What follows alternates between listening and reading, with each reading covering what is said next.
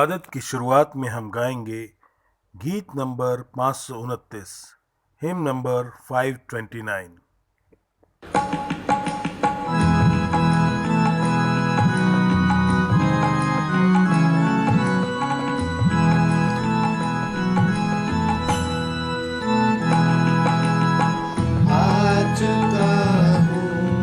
तेरे दर पर अब दुआ के वास्ते, दस्त बसता चश्म गिरिया इल्तिजा के वास्ते। आ चुका हूँ तेरे दर पर अब दुआ के वास्ते। आया खाली हाथ हुआ ये खुदा वंदे करीम। आया खाली हाथ हुआ ये खुदा वंदे करीम। कर करम तू मुझ पे शाहे अंबिया के वास्ते। कर करम तू मुझ पे शाहे अंबिया के वास्ते। आ चुका हूँ तेरे दर पर अब दुआ के वास्ते। दिल सिया और रूह सिया और सख्त ही बदकार हूँ। दिल सिया और रूह सिया और सख्त ही बदकार हूँ। होठ खुल सकते नहीं तेरी सना के वास्ते। होठ खुल सकते नहीं तेरी सना के वास्ते। आ चुका हूँ तेरे दर पर अब दुआ के वास्ते। पाक रूह अब दीजिए और पाक मुझको कीजिए। पाक रूह अब दीजिए और पाक मुझको कीजिए। है ये मेरी इल्तिजाइब ने खुदा के वास्ते। है ये मेरी इल्तिजाइब ने खुदा के वास्ते। आ चुका हूँ तेरे दर पर अब दुआ के वास्ते। बख्श मुझको नेकियों पाकीज़गी ये दिल खुदा। बख्श मुझको नेकियों पाकीज़गी ये दिल खुदा। कर करम मुझे पर मसीहे मुज्तबा के वास्ते। कर करम मुझे पर मसीहे मुज्तबा के वास्ते। आ चुका हूँ तेरे दर पर अब दुआ के वास्ते। सख्त जख्मी है मेरा दिल तीरे सिया से खुदा। सख्त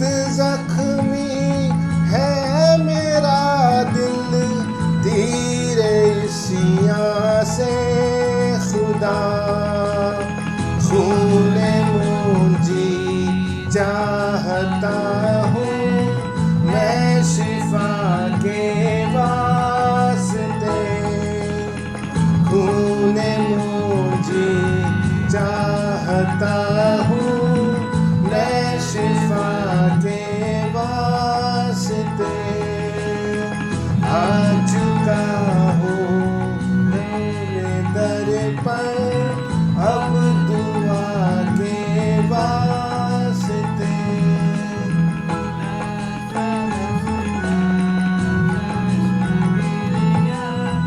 इल्तिजा के वास्ते। अब हमारे खुदावंद यीशु मसीह का फजल, खुदा की मोहब्बत और रूह कुदूस की शराकत आप सब के साथ होती रहे।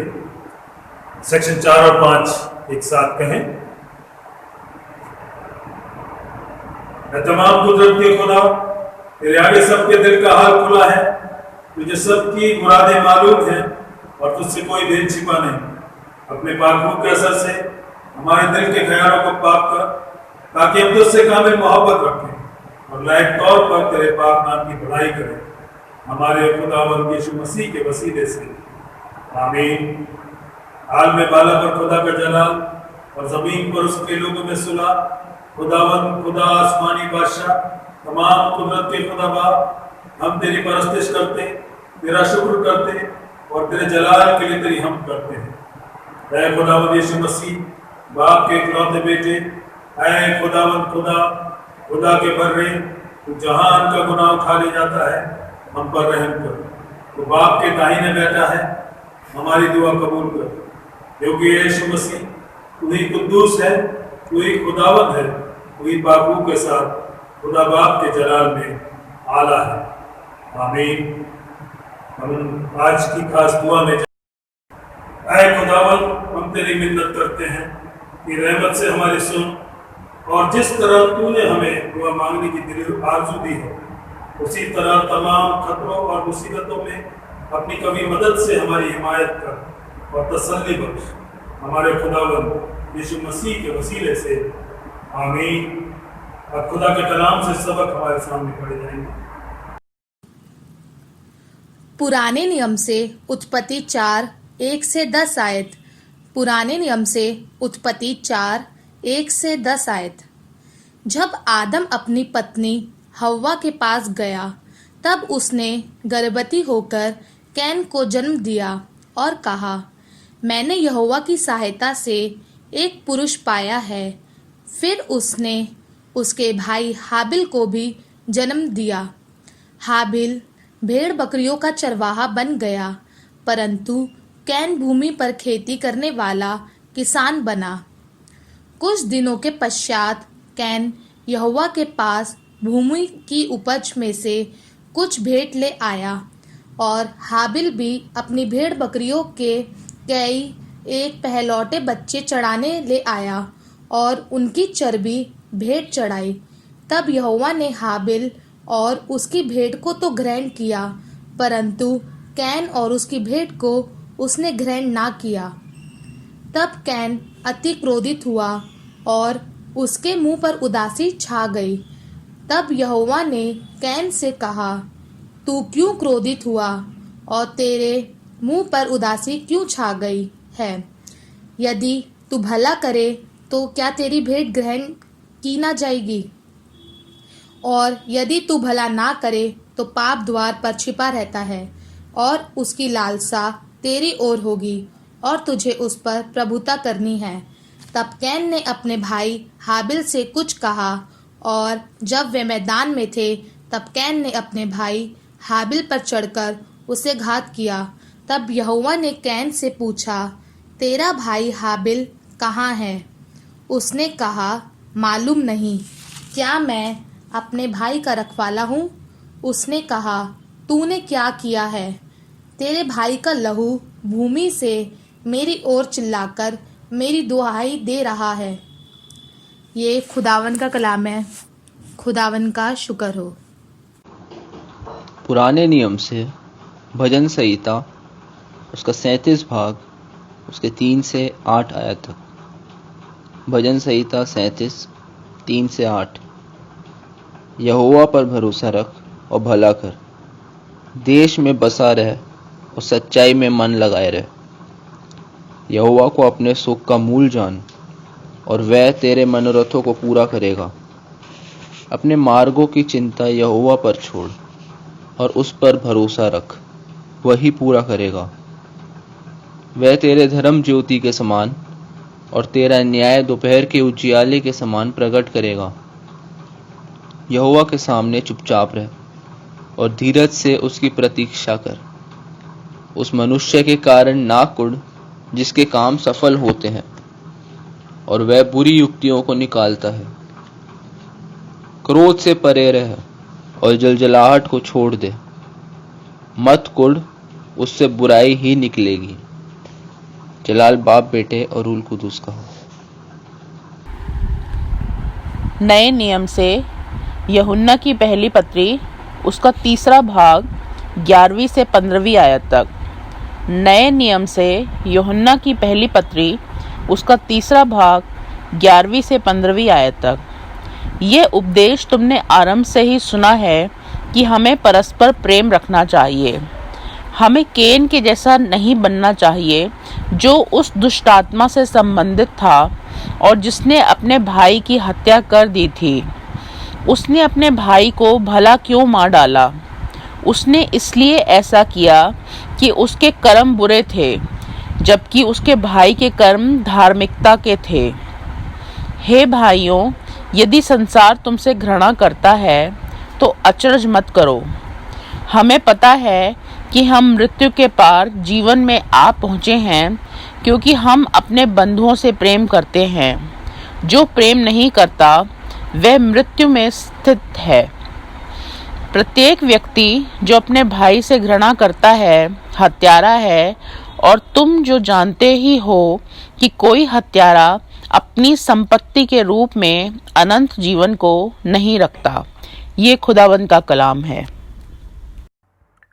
इबादत के आखिर में हम गाएंगे गीत नंबर 584, सॉन्ग नंबर 584।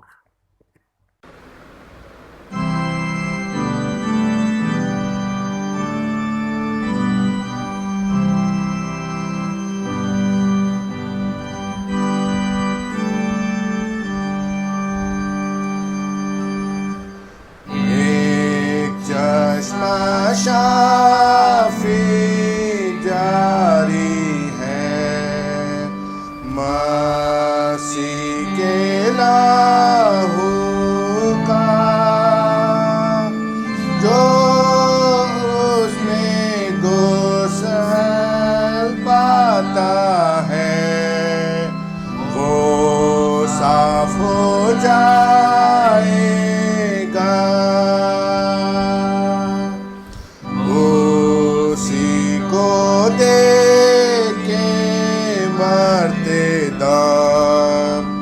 चोर हुआ था बाहर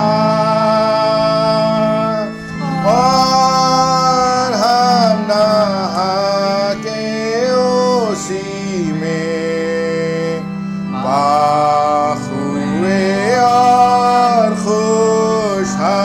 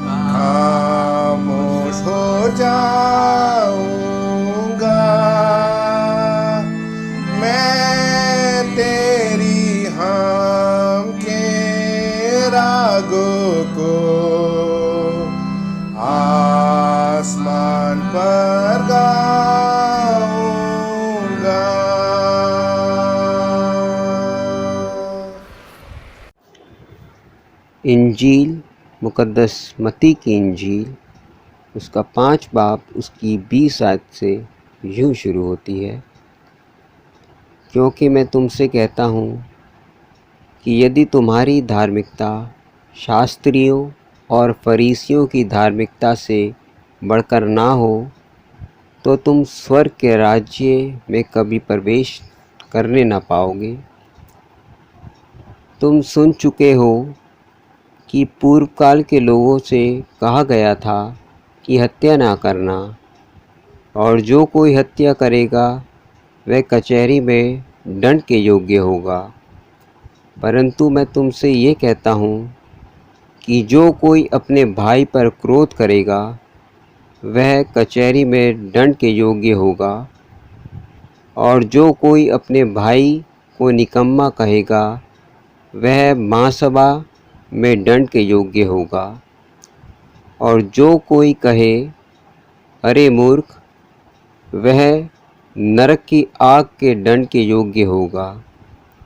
इसलिए यदि तू अपनी भेंट वेदी पर लाए और वहाँ तू स्मरण करे कि तेरे भाई के मन में तेरे लिए कुछ विरोध है, तो अपनी भेंट वहीं वेदी के सामने छोड़ दे और जाकर पहले अपने भाई से मेल मिलाप कर और तब आकर अपनी भेंट चढ़ा।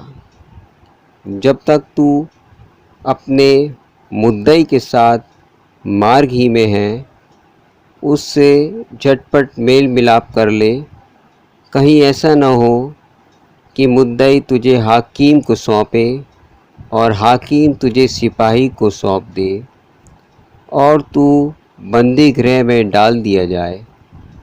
मैं तुझसे सच कहता हूँ कि जब तक तू कौड़ी कौड़ी भर ना दे तब तक वहाँ से छूटने न पाएगा।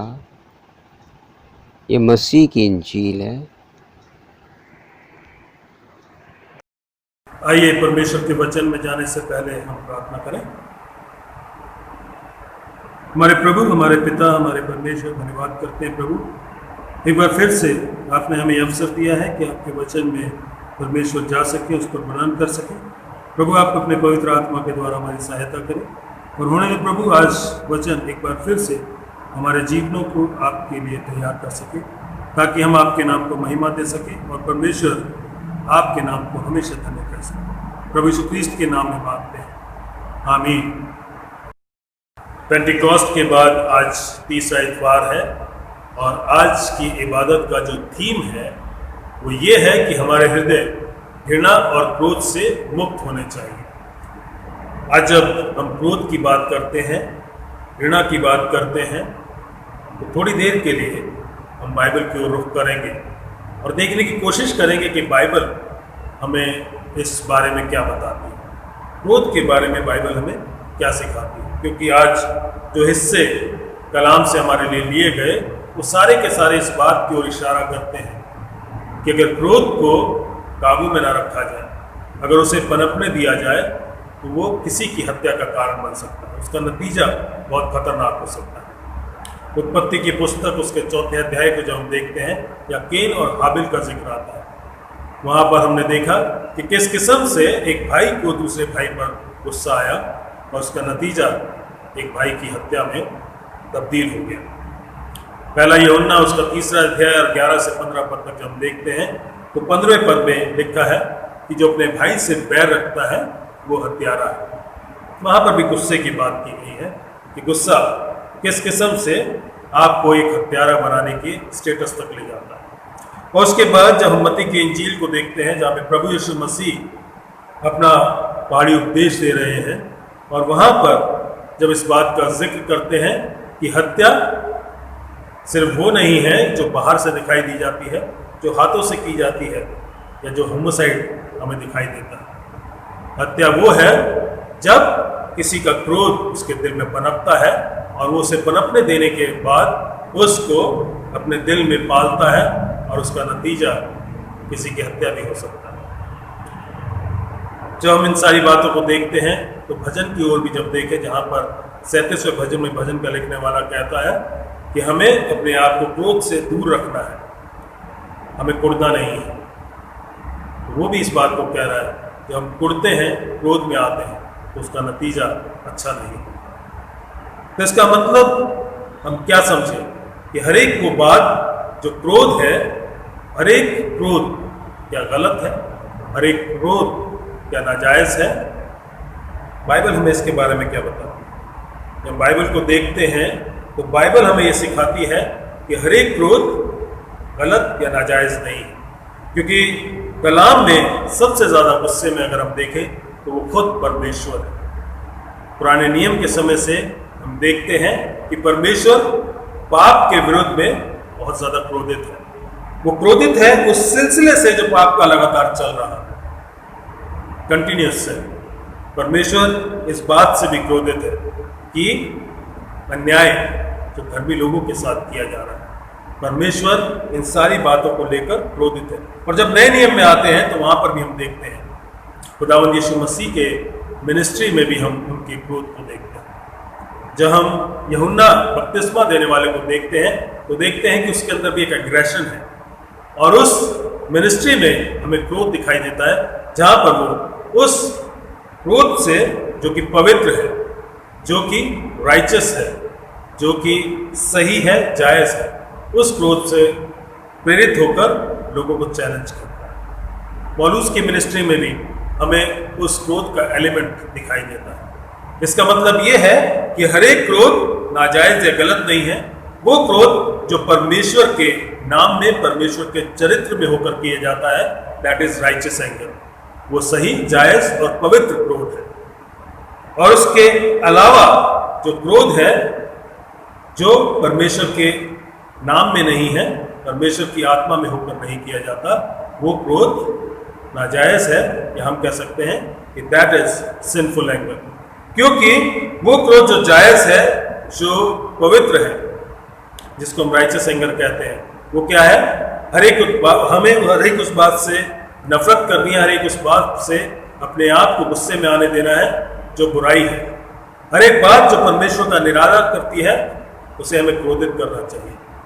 हर एक वो बात जो हमें परमेश्वर से दूर रखती है या उसके पीछे चलने में असमर्थ करती है, उस बात के प्रति हमें गुस्सा आना चाहिए।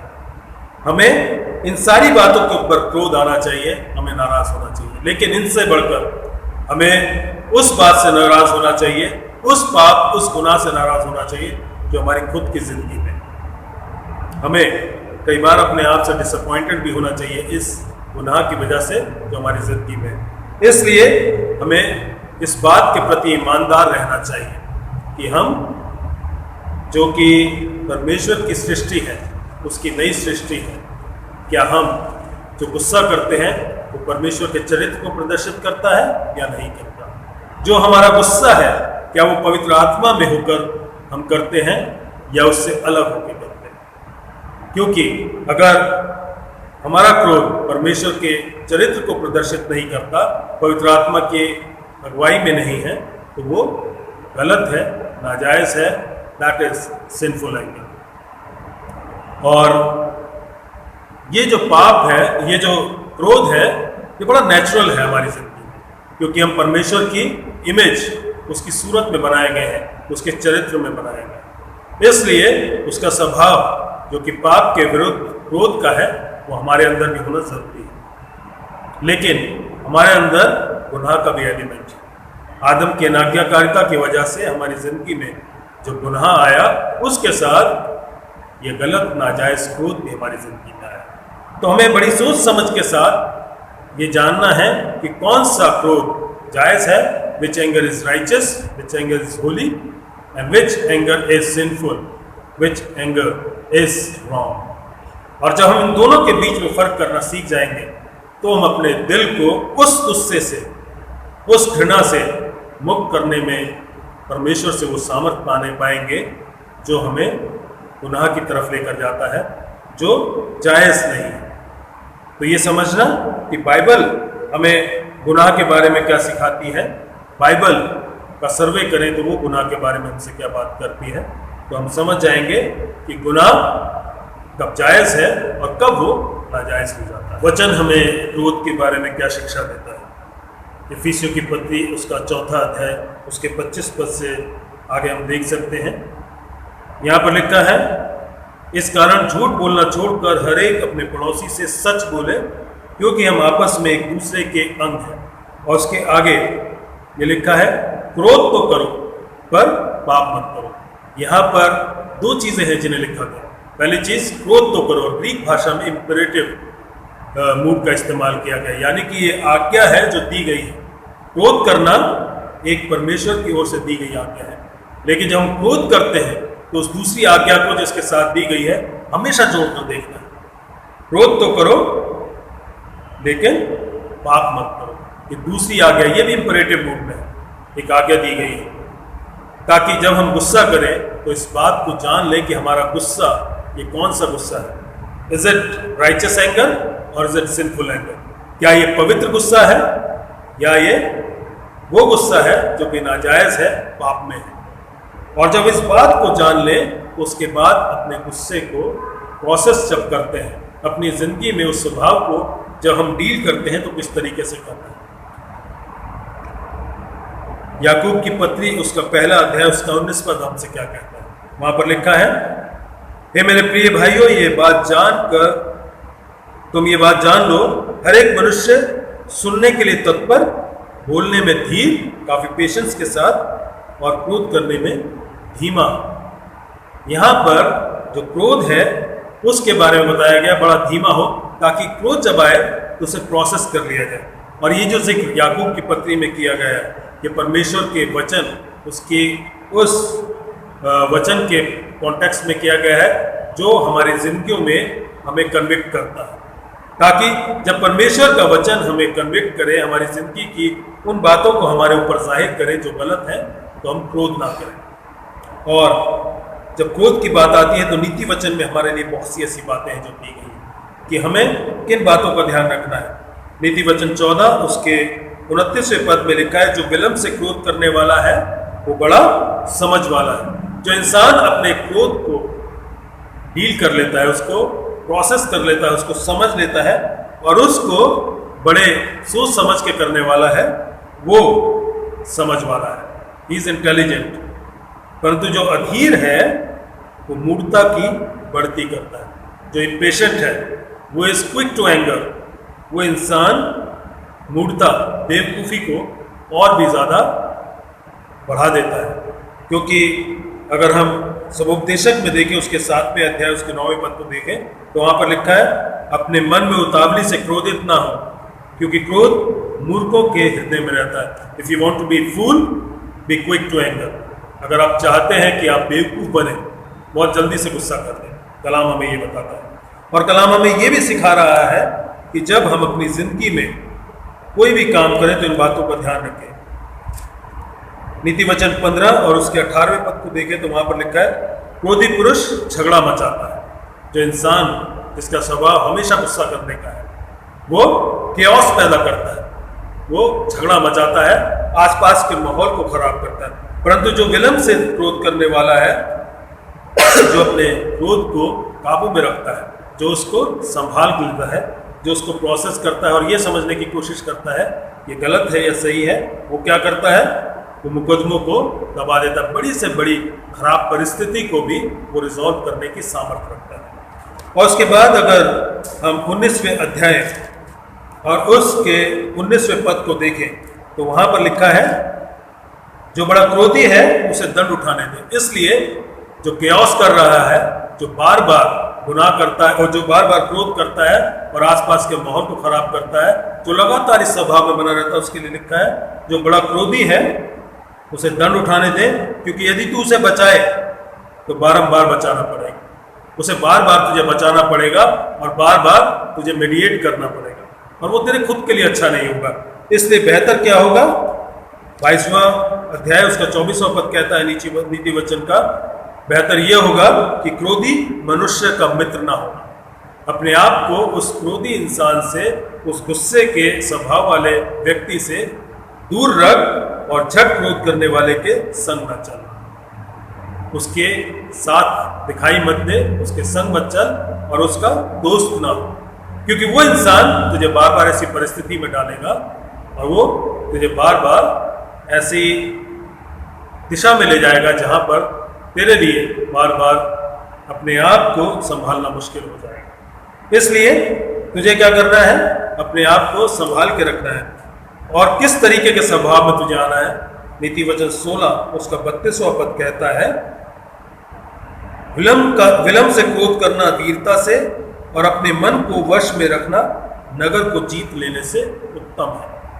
ये बात हमारे सामने लिखी गई है कि वो इंसान जिसने अपने गुस्से को काबू पा लिया, वो इंसान जिसने अपने गुस्से को नियंत्रण में रख लिया, वो उस इंसान से भी बढ़कर है जो शायद एक बड़ी टेरिटरी, एक बहुत बड़े इलाके को जीत ले। एक इंसान जिसने अपने आप को, अपने स्वभाव को, अपने क्रोध को काबू में कर लिया, वो उस वीर इंसान से भी बढ़कर है जो अपने वीरता से एक बहुत बड़ी टेरिटरी, बहुत बड़े इलाके को जीत लेता है। तो अजीजों, मेरे और आपके लिए बहुत इंपॉर्टेंट हो जाता है कि हम इस बात को समझें और इस बात को समझकर अपनी ज़िंदगी में अपने गुस्से को काबू करना सीखें।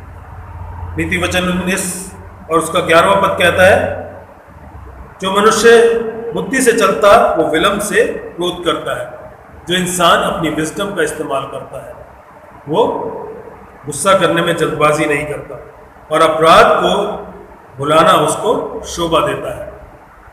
बड़ा चैलेंजिंग एक कमांडमेंट यहाँ पर है, एक हिस्सा हमारे सामने है कि वो इंसान जो बुद्धि से चलता है, देर से क्रोध करता है, लेकिन उसके पास अपराध को भुलाना उसको शोभा देता है। वो इंसान जो गुनाह कर रहा है उसको माफ़ करना, उसके दिल में उसके लिए प्रेम होना और उसके लिए फिक्र होना उस इंसान को शोभा देता है।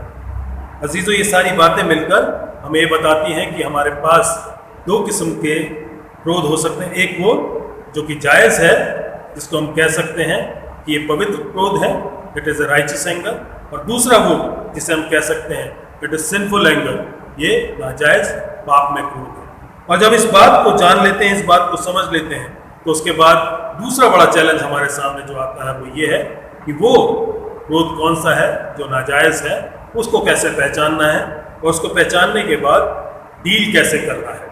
अब ये और भी ज़्यादा ज़रूरी है कि हम इस बात को समझ लें कि ये जो पाप में क्रोध है, दिस सिंफुल एंगर, इसकी पहचान क्या है। सबसे पहली पहचान ये है that sinful anger is never God centred. जो ये पाप में क्रोध है, इसका केंद्र कभी भी परमेश्वर नहीं है।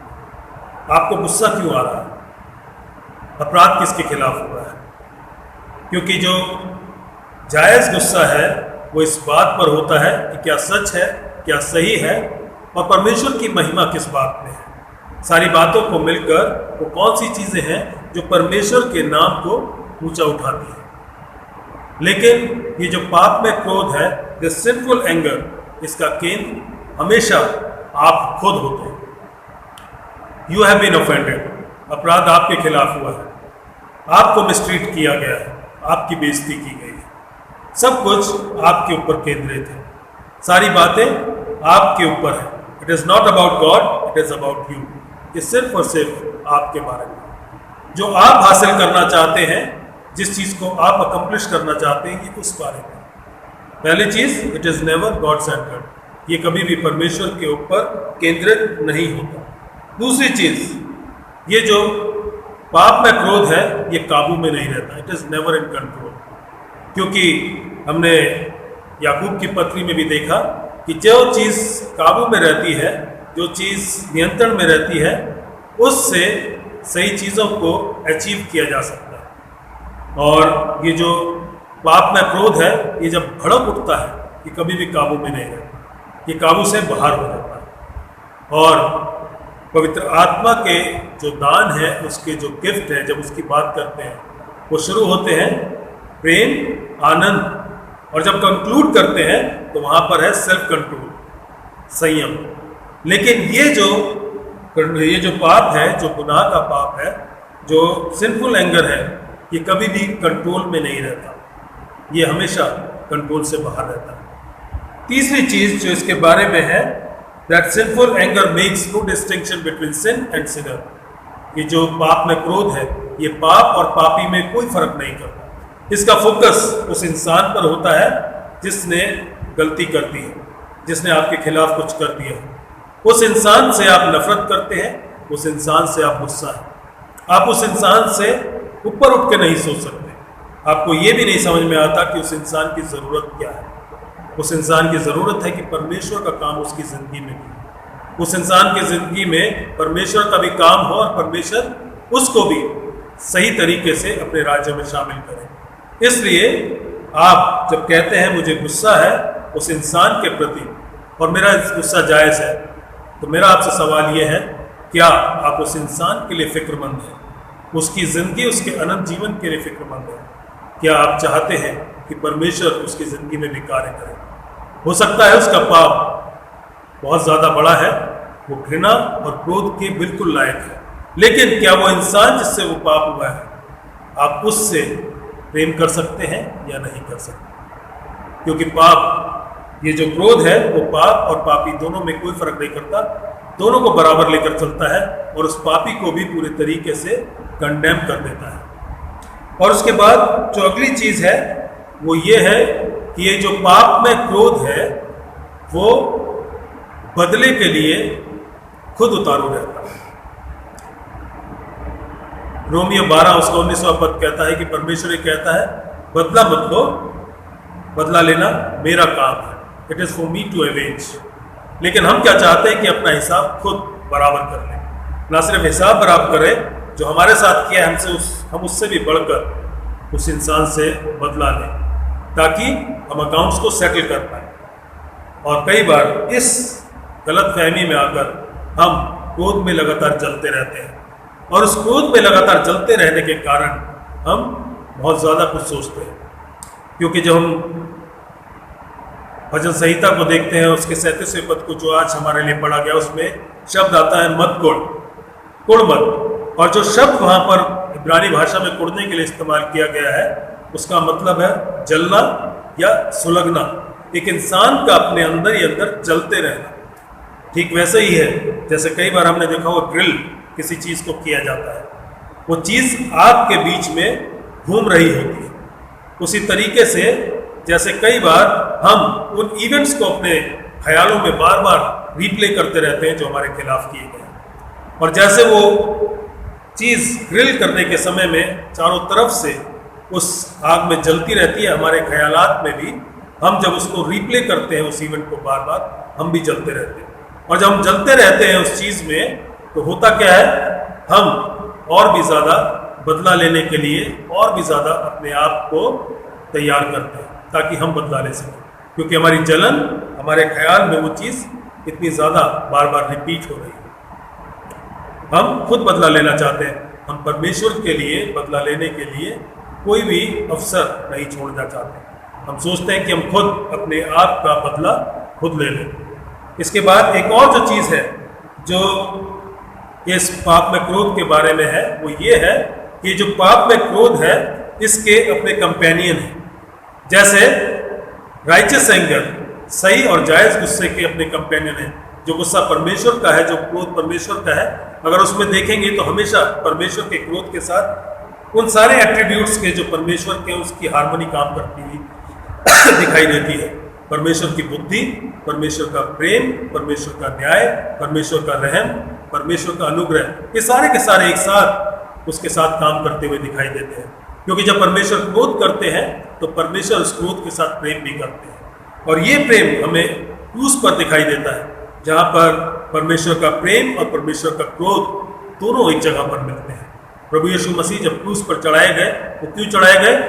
क्योंकि परमेश्वर ने प्रेम किया जगत से कि परमेश्वर के खिलाफ जो विरुद्ध जो पाप किया गया है उसकी कीमत चुकाई जाए, ताकि वो इंसान जिससे परमेश्वर प्रेम करते हैं वो बचाए जा सके। उसी के साथ साथ परमेश्वर का क्रोध हार्मनी में काम करता हुआ दिखाई देता है कि जो पाप किया गया है परमेश्वर उसके खिलाफ बहुत नाराज है, बहुत क्रोध में है। इसीलिए क्रूस पर हम क्रोध और पाप, क्रोध और प्रेम दोनों को देखते हैं, और इसीलिए हम परमेश्वर के उस पूरे एट्रीब्यूट्स को एक साथ काम करते हुए देख सकते हैं। उसी तरीके से जो सिंफुल एंगर है, जो पाप में क्रोध है, उसके भी कुछ कंपेनियन है। सबसे बड़ा कंपेनियन है गॉसिप। हम जब गुस्से में होते हैं तो हम गॉसिप करते हैं। अगर हमारे खिलाफ कुछ किया गया है, हम उसके बारे में जाकर लोगों को बताते हैं और बार बार रिपीट करते हैं और उस चीज़ को अपने दिमाग में बार बार फ्रेश कर लेते हैं और उस गॉसिप के चलते, उस बातचीत के चलते, अपनी दुख भरी कहानी को सुनाते हुए कि हमारे साथ कितना गलत हुआ है, हम बार बार उस क्रोध के साथ और भी जो चीज़ें गलत हैं उनको बढ़ावा देते हैं। एक और चीज़ जो इस पाप में क्रोध के बारे में है, ये हमें उन बातों को कहने या करने में उकसाता है जिसका हमें बाद में अफसोस होता है। हम कई बार कुछ चीज़ें कह बैठते हैं, कई बार बड़े सरकास्टिक तरीके से, शायद हमारे चेहरे पर तो मुस्कुराहट होती है लेकिन हमारे शब्दों में कड़वाहट होती है और उन कड़वे शब्दों के साथ हम बहुत सी बातें कह जाते हैं। ठीक उसी तरीके से है, बहुत ही खूबसूरत सा एक डार्ट है, लेकिन उस डार्ट के बिल्कुल पिछले हिस्से में बहुत ज़्यादा जहर है ताकि वो अपना असर कर सके। और हम अपने उन शब्दों से, उन एक्शन से जो हम करते हैं, कई बार बाद में जब हम सोचते हैं, उसके नतीजे को देखते हैं, अपने रिलेशनशिप्स को ख़राब होते हुए देखते हैं, तो हम अफसोस करते हैं। इसके साथ एक और चीज़ है, ये जो गुनाह, ये जो क्रोध है, जो पाप में है, जो सिंफुल एंगर है, वो एक और चीज़ को करता है। ये इंसान को बिल्कुल काट कर अलग करने की कोशिश करता है, कट ऑफ। वो चाहता है कि ये इंसान बिल्कुल पूरे तरीके से परमेश्वर की महिमा, परमेश्वर के रहम, उसके फजल से बिल्कुल दूर हो जाए, क्योंकि ये गलत है, इसलिए इसका परमेश्वर के साथ कोई लेना देना नहीं है, परमेश्वर के राज्य के साथ कोई लेना देना नहीं। और हम खुद फैसला कर बैठते हैं क्योंकि हम गुस्से में हैं और हम फैसला करना चाहते हैं कि इस इंसान का कोई हक नहीं है। हम परमेश्वर के लिए उस फैसला करने की जगह को नहीं छोड़ते, हम सोचते हैं कि ये फैसला हमें खुद करना है। ये सारी चीज़ें हैं, एग्जॉस्टिव लिस्ट नहीं है, लेकिन ये बहुत सी चीज़ें हैं जो हमें पाप में जिंदगी को, पाप में क्रोध को पहचानने में हमारी मदद करती है। लेकिन इसके साथ साथ परमेश्वर ने हमारे लिए एक सुरक्षा भी दी है, क्योंकि जहाँ पर हमने इफिसियों की पत्री उसके 4 अध्याय में इस बात को पढ़ा, उसके 26वें पद में, क्रोध तो करो लेकिन पाप मत करो, उसके आगे एक चेक पॉइंट दिया गया है, एक सुरक्षा है जो हमारे लिए दी गई है। उसके आगे लिखा है कि सूर्य के अस्त होने तक तुम्हारा क्रोध ना रहे। अजीजों, बहुत खास है इस बात को समझना। परमेश्वर चाहते हैं कि हर एक गुस्सा जो हमारी ज़िंदगी में आता है उसे हमें बहुत ही सही समय पर सही तरीके से डील करना है, कहीं ऐसा ना हो बहुत देर हो जाए। परमेश्वर का वचन हमसे यहाँ पर ये कह रहा है कि जो गुस्सा है उसको हमें उसी दिन हैंडल करना है, उसी दिन डील करना है। और इसलिए है कि सूर्यास्त तक ये संभाल लिया जाए, इसको डील कर लिया जाए, क्योंकि कई बार जो क्रोध बिल्कुल जायज़ है, जो बिल्कुल राइचस एंगर है, अगर उससे सही तरीके से सही समय तक डील ना किया जाए तो कई बार जो चीज़ सही शुरू होती है उसका रिजल्ट बिल्कुल गलत हो जाता है। This righteous anger sometimes becomes sinful anger if it is not dealt on time. इसलिए ज़रूरी है कि हम उस गुस्से को जो हमारी ज़िंदगी में आया है, पहले तो ये पहचान लें क्या वो जायज़ है या नाजायज़ है, और अगर जायज़ भी है तो उसके बावजूद भी हमें उस गुस्से को सही तरीके से डील करना है। और इस वर्ष का ये भी मतलब नहीं है कि जब ये कहा जाता है सूर्य अस्त होने तक तुम्हारा क्रोध ना रहे, इसका ये मतलब बिल्कुल नहीं है कि एक दिन तक हमें इजाज़त दी गई है कि हम उस गुस्से को अपने दिल में पाल सके, उसे पनपने दे सके। क्योंकि मत्ती की इंजील जो हिस्सा हमारे सामने पढ़ा गया, उस हिस्से को जो हम देखते हैं तो वहाँ पर खुदावंद यीशु मसीह जब बात कर रहे हैं कि जो क्रोध करता है वो हत्या के दंड के योग्य है। उसके आगे 22वें पद में लिखा है 5वें अध्याय के मत्ती की इंजील, परंतु मैं तुमसे ये कहता हूँ जो कोई अपने भाई पर क्रोध करेगा, जो कोई अपने भाई को निकम्मा कहेगा वो महासभा में दंड के योग्य होगा, और जो कोई कहे अरे मूर्ख वो नरक की आग में दंड के योग्य होगा। ये बात तो प्रभु यीशु मसीह ने बता दी कि किस तरीके से दंड का योग्य इंसान बना रहेगा, लेकिन उसके आगे लिखा है 23वें पद में, इसलिए यदि तू अपनी भेंट वेदी पर लाए और वहां तू स्मरण करे कि तेरे भाई के मन में तेरे लिए कुछ विरोध है, तो अपनी भेंट वही वेदी के सामने छोड़ दे और जाकर पहले अपने भाई से मेल मिलाप कर और तब आकर अपनी भेंट को चढ़ा। यहाँ पर साफ लिखा है, then and there only, it is important, it is serious. वहीं के वहीं उसी समय तुझे अपने उस भाई को जिस पर तूने क्रोध किया है, या उस भाई को जिसने तुझ पर क्रोध किया है, उसके साथ अपने उस क्रोध के उस हिस्से को, उस इवेंट को अपने भाई के साथ तभी के तभी सेटल कर। तू वेट नहीं कर सकता शाम तक ढलने का, तुझे उसी वक्त उसी समय उस गुस्से को शांत करना है, उस गुस्से को खत्म करना है, उस रिश्ते को एक बार फिर से रिकनसाइल करना है, उस मेल मिलाप को एक बार फिर से तुझे पूरा करना है। क्योंकि अगर तू देर करेगा तो कहीं ऐसा ना हो कि तू पाप के योग्य और दंड के योग्य ठहरे। क्योंकि अगर तेरे मुंह से अपने भाई के खिलाफ कुछ गलत शब्द भी निकलते हैं, तो उसे अगर निकम्मा या मूर्ख कहता है या तू उसे वर्थलेस कहता है, तो भी तू परमेश्वर की दृष्टि में दंड के योग्य ठहरेगा और हत्या के दंड के योग्य ठहरेगा। क्योंकि जब तू उसे वर्थलेस कहता है, जब तू उसे कहता है कि तू मूर्ख है, तो तू उस वर्थ, उस काबिलियत, उस योग्यता की तौहीन कर रहा है जो परमेश्वर ने उसको दी। Every one of us has God given worth. हम सबको परमेश्वर ने एक कीमत दी है, हम सब की एक अंदरूनी कीमत है और उसको कोई दूसरा इंसान अंडर एस्टिमेट नहीं कर सकता। सिर्फ परमेश्वर ही इस बात का फैसला करने वाले कि उस इंसान का क्या फैसला किया जाएगा। इसलिए जब हम इस बात को पहचान लें तो हमें उसी दिन, उसी समय, उसी वक्त उस इंसान से मेल मिलाप करना है, अपने रिश्तों को, अपने रिलेशनशिप को सही आकार देना है और उसे सही तरीके से निभाना है। क्योंकि हम देर नहीं कर सकते, क्योंकि अगर देर हो जाएगी तो आगे लिखा है 27वें पद में, और शैतान को अवसर ना दे। क्योंकि अगर हम देर करते हैं तो हम शैतान को अवसर देते हैं, शैतान को अवसर देते हैं। यहाँ पे जो अवसर शब्द के लिए ग्रीक भाषा में शब्द इस्तेमाल किया गया है, लिटरली वो है स्थान, स्पेस, प्लेस।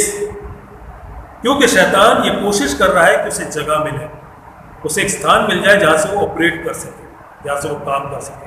और जब गुस्सा करते हैं और उस गुस्से में अगर हम नाजायज़ तरीके से गुस्सा करते हैं और उस नाजायज़ गुस्से में अगर हम समझ नहीं पाते कि ये नाजायज़ है और उसमें आगे चलते रहते हैं, तो हम शैतान को वो प्लेस, वो पैर जमाने की जगह देते हैं जहाँ पर वो काम कर सकता है। इसमें एक चीज़ और समझने की है, जब तक हम जगह नहीं देंगे, जब तक हम अपने गुस्से में शैतान को जगह नहीं देंगे, वो जगह नहीं पा सकता।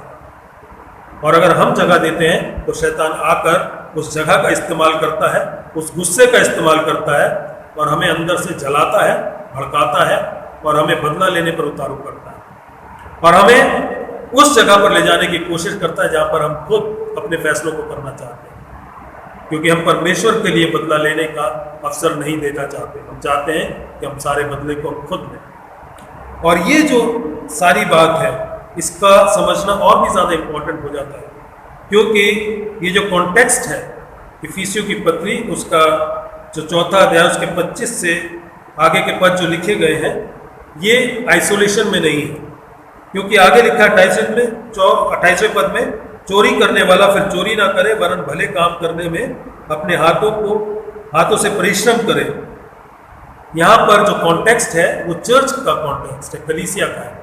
यहाँ पे इंडिविजुअल सिन या इंडिविजुअल क्रोध या एक व्यक्तिगत तरीके से उस गुस्से या उस पाप की बात नहीं हो रही जो हमारी जिंदगी में, क्योंकि हम मसीह के बदन का एक हिस्सा है। उस बदन के हिस्से में रहते हुए हमें इस बात को जानना या समझना है कि हमारा जो क्रोध है उससे कलीसिया का क्या नुकसान होता है। क्योंकि कई बार ऐसा होता है कि किसी इंसान ने किसी से कुछ कह दिया और 10 साल से उसने कलीसिया में आना छोड़ा। कुछ ऐसे शब्द, कुछ ऐसी बातें हुई या कुछ ऐसी हरकतें हो गई जिसकी वजह से इंसान नाराज हो गया और उसके साथ रिकनसाइल नहीं किया गया, उसके साथ मेल मिलाप नहीं किया गया। जैसे प्रभु यीशु मसीह कहते हैं, हम गिरजे में तो आते रहे, मसीह के बदन में आने की पूरी उस बात को तो पूरा करते रहे, अपनी भेंटों को भी लाते रहे, लेकिन उसके बाद भी हमने उस इंसान के साथ जिसे हमने नाराज किया हमारे शब्दों से हमारे एक्शन से उसके साथ मेल मिलाप नहीं किया, तो हमारा कलीसिया में होना, यहाँ पर आकर हमारा भेंट चढ़ाना और परमेश्वर के लिए इबादत को करना बेमानी हो जाता है। इसलिए ज़रूरी है कि हम जब अपने व्यवहार को जांचें तो ये देखें कि हमारी ज़िंदगी में कहीं नाजायज़ गुस्सा, सिंफुल एंगर तो नहीं है, और अगर वो गुस्सा हमारी ज़िंदगी में है तो उसे पहचान कर कैसे दूर करना है। और उसके साथ साथ हमें इस बात का भी ध्यान रखना है कि वो गुस्सा जो परमेश्वर की ओर से है, जैसा परमेश्वर चाहते हैं, जिससे धार्मिकता, जिससे परमेश्वर की महिमा, जिससे सच्चाई और जिससे मेल मिलाप होता है, उसको अपनी ज़िंदगी में बनाए रखना है, ताकि ये बैलेंस बना रहे। परमेश्वर का वो क्रोध जो पवित्र है वो हमारी ज़िंदगी में हो और उसके ज़रिए हम परमेश्वर की महिमा को पूरा कर सकें, और वो क्रोध जो पाप को हमारी ज़िंदगी में बढ़ावा देता है, हम उससे छुटकारा पाकर परमेश्वर से उस दान को पाएं जिसमें होकर हम परमेश्वर की पूरी कलीसिया की बढ़ोतरी कर सकें।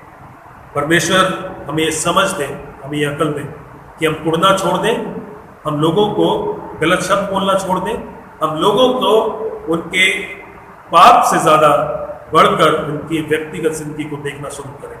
हम उस व्यक्ति को उसकी ज़िंदगी में परमेश्वर के कामों को पूरा होता हुआ देखना चाहें और उसके लिए एफर्ट भी करें, क्योंकि परमेश्वर ये चाहते हैं कि हम पाप तो करें, हम क्रोध तो करें लेकिन पाप ना करें।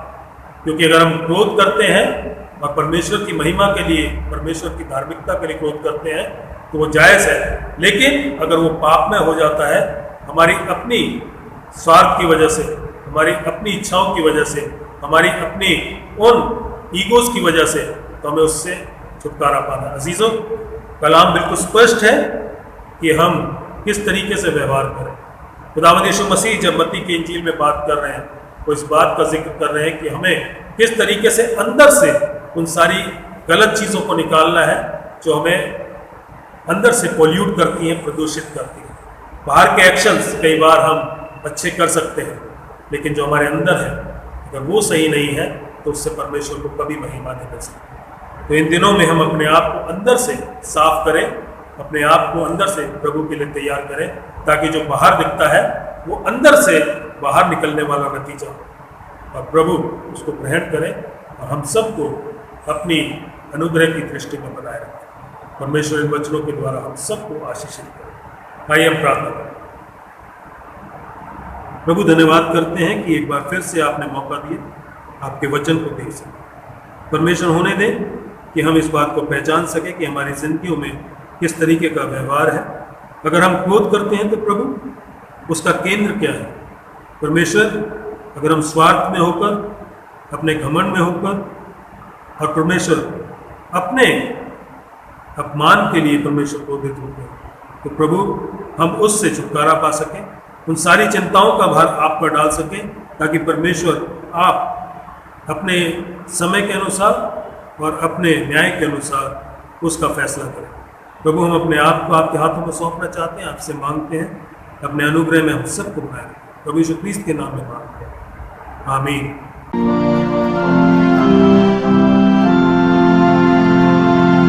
मैं ईमान रखता हूँ एक खुदा का मतलब पर, जो आसमान और जमीन और सब देखी और अनदेखी चीजों का खालिक है।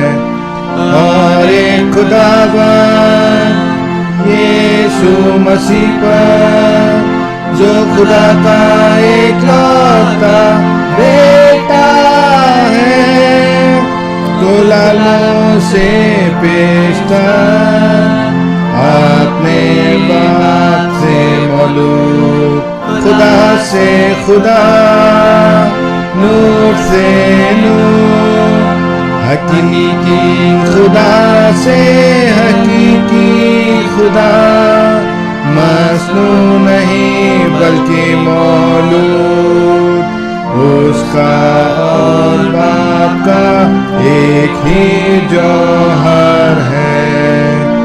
उसके वसीले से कुल चीजें बनी, वो हमारियों के लिए और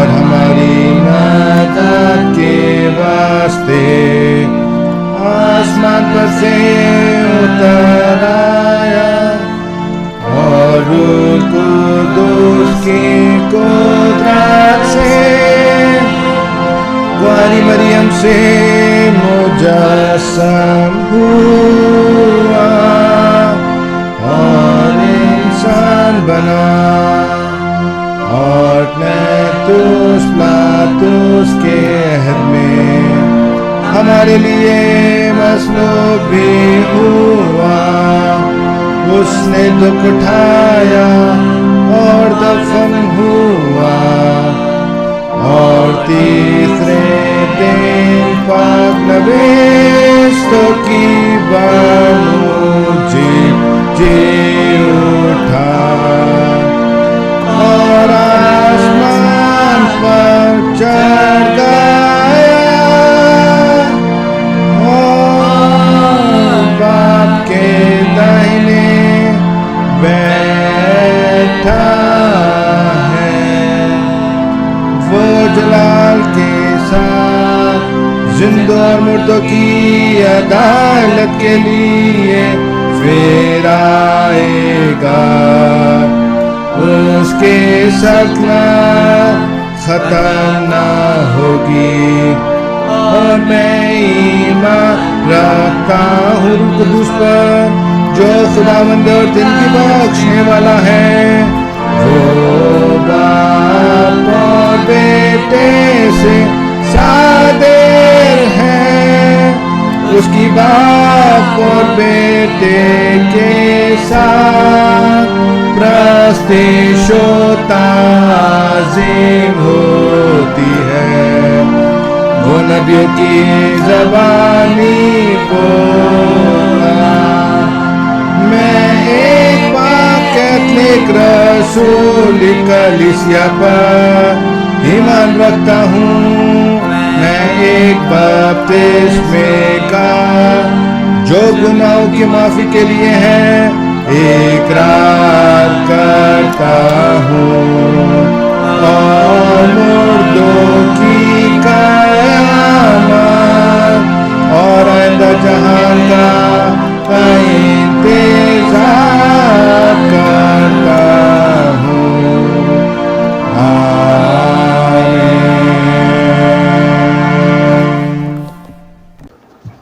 आइए हम सब इंसानों के लिए दुआ करें और अपनी दुआओं को खुदावंद यीशु मसीह की दानी सिफारिश के साथ पेश करें। आए आसमानी बाप, हम तुझसे दुआ करते हैं कि सारे जहान में इंसाफ और सुलह कायम हो और हर इंसान बहुतायत से ज़िंदगी पाए। आए रहीम खुदावंद, हमारी दुआ सुन। उन सब के लिए जो इस शहर में बसते हैं और उन तमाम बातों को दूर करने के लिए भी जो एक दूसरे में फूट और झगड़े पैदा करती हैं, ताकि हमारे मुल्क में सच्ची एकता और मेल मिलाप की तरक्की हो। आए रहीम खुदावंद, हमारी दुआ सुन। उन सब के लिए जो खेती बाड़ी, उद्योग धंधे या व्यापार में लगे हुए हैं, सब मजदूरों और कारीगरों के लिए और उन सारे लोगों के लिए भी जो हमारी ज़रूरतों को पूरा करते हैं। आए रहीम खुदावंद, हमारी दुआ सुन। तमाम उस्तादों, पढ़ने वालों, साइंसदानों, लेखकों, हुनरमंदों और उन सब के लिए भी जो दूसरे लोगों के दिलो दिमाग पर असर डालते हैं। आए रहीम खुदावंद, हमारी दुआ सुन। उन सब के लिए जो दुख या तकलीफ उठा रहे हैं, बेरोजगार हैं, गरीब और भूखे हैं, मुहताज जो कुचले हुए हैं, जो बीमार या मरने के करीब है। ख़ास तौर से हम प्रार्थना करते हैं कोरोना वायरस के लिए कि खुदावन इस बीमारी को जल्द से जल्द ख़त्म करे और सब स्वस्थ हो जाएं और खुदावंत को धन्यवाद देने वाले हो सकें। और उन सब के लिए भी जो उनकी मदद करते हैं। आए रहीम खुदावंद, हमारी दुआ सुन। उन सब के लिए जिन्हें इस मुल्क और दूसरे मुल्कों में इख्तियार दिया गया है, खासकर हमारे राष्ट्रपति रामनाथ कोविंद, प्रधानमंत्री नरेंद्र मोदी इस सूबा के गवर्नर अनिल बैजल और मुख्यमंत्री अरविंद केजरीवाल, चीफ जस्टिस शरद बोबडे और उन सब के लिए भी जो किसी भी तरह का इख्तियार रखते हैं, आए रहीम खुदावन हमारी दुआ सुन। सब मसीही लोगों की एकता और मेल मिलाप के लिए और दुनिया में उनके मुनासिब तौर से गवाही देने और खिदमत करने के लिए, आए रहीम खुदावन हमारी दुआ सुन। इस मुल्क में तेरी तमाम कलीसिया के लिए, उसकी कौंसिलों और रहनुमाओं के लिए, खासकर हमारे मॉडरेटर पीसी सिंह, दक्षिण भारत की कलीसिया के मॉडरेटर ए धर्मराज और मार्थोमा कलीसिया के मेट्रोपॉलिटन जोसेफ, हमारे बिशप वारिस मसीह और तेरी कलीसिया के तमाम दीगर खादिमों के लिए, खास तौर से हमारे पासवान रेवरेंड जेकब जेम्स और डीकन जोएल लागर के लिए कि वे अपनी खिदमत को वफादारी से बजा लाएं। आए रहीम खुदावन हमारी दुआ सुन। ये बख्श कि तेरे उन तमाम लोगों के साथ जिन्होंने वफादारी से इस दुनिया में तेरी खिदमत की है, हम भी तेरी बादशाही की अब्दी खुशी में शरीक हों। आए रहीम खुदावन हमारी दुआ सुन। आए आसमानी बाप, अपनी बादशाही जल्ला और हमारी इन दुआओं को कबूल फरमा जो हम तेरे बेटे और अपने खुदावंद और मुंजी यीशु मसीह के नाम के वसीले से पेश करते हैं। आमीन। गुनाहों का इकरार। आए अजीजों, हमारे खुदावन यीशु मसीह ने फरमाया, खुदावन हमारा खुदा एक ही खुदावन है। तो खुदावन अपने खुदा से अपने सारे दिल, अपनी सारी जान और अपनी सारी अकल और अपनी सारी ताकत से मोहब्बत रख। पहला हुक्म यही है। दूसरा यह है कि तो अपने पड़ोसी से अपने बराबर मोहब्बत रख। इनसे बड़ा और कोई हुक्म नहीं। खुदा ने दुनिया से ऐसी मोहब्बत रखी कि उसने अपना इकलौता बेटा यीशु मसीह बख्श दिया कि हमें गुनाहों से बचाए, आसमान में हमारे लिए सिफारिश करे और हमें हमेशा की ज़िंदगी को पहुँचाए। इसलिए आइए हम तौबा ईमान के साथ अपने गुनाहों का इकरार करें। हम खुदा के फजल से उसके हुक्मों को मानने का और सब लोगों के साथ मेल और मोहब्बत से रहने का पक्का इरादा करें। आए तमाम कुदरत के खुदा, हमारे आसमानी बाप, हमने ख्याल, कौल और फेल से और अपने ही साथियों के खिलाफ गुनाह किया है। हमने अपनी नादानी और कमजोरी के बाइस और जानबूझकर भी बुराई की है और भलाई करने में नाकामयाब रहे हैं। इन सब के लिए हम निहायत गमगीन हैं और तौबा करते हैं। तेरे बेटे यीशु मसीह ने हमारे लिए अपनी जान कुर्बान की है। उसी की खातिर हमसे जो कुछ हुआ है माफ़ फरमा और ये बख्श कि हम आगे को नई ज़िंदगी में तेरी खिदमत बजलाएँ, ताकि तेरे पाक नाम का जलाल जाहिर हो। आमीन। तमाम कुदरत का खुदा उन सबको माफ़ करता है जो अपने साथियों को माफ़ करते हैं और सच्चे दिल से तौबा करते हैं। वो हम पर रहम करे, हमारे सब गुनाहों को बख्शे और उनसे हमको रिहाई दे। हर तरह की नेकी में हमको मजबूत करे और हमें हमेशा की ज़िंदगी में कायम रखे, हमारे खुदावंद यीशु मसीह के वसीले से। आमीन। खुदा का शुक्र हो। बेवक्त होगा कि हम खुदा के इत्मीनान को एक दूसरे के साथ बांटें। सेक्शन 22। हम मिलकर मसीह का बदन है। हम सब ने एक ही रूह के वसीले एक बदन होने के लिए बपतिस्मा लिया, पर हम उन बातों के तालिब रहें जिनसे मेल मिलाप और बाहमी तरक्की हो। खुदावन का इत्मीनान हमेशा आपके साथ।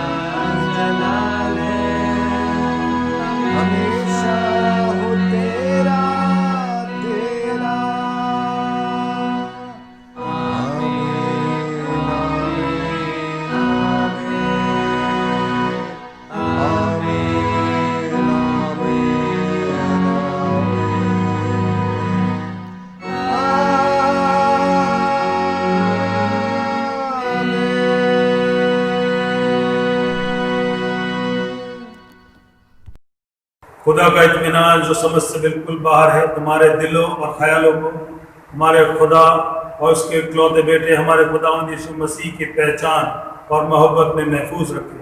और खुदा कादिर मतलब बाप, बेटे और रूह कुदूस की बरकत तुम पर हो और तुम्हारे साथ हमेशा रहे। आमीन।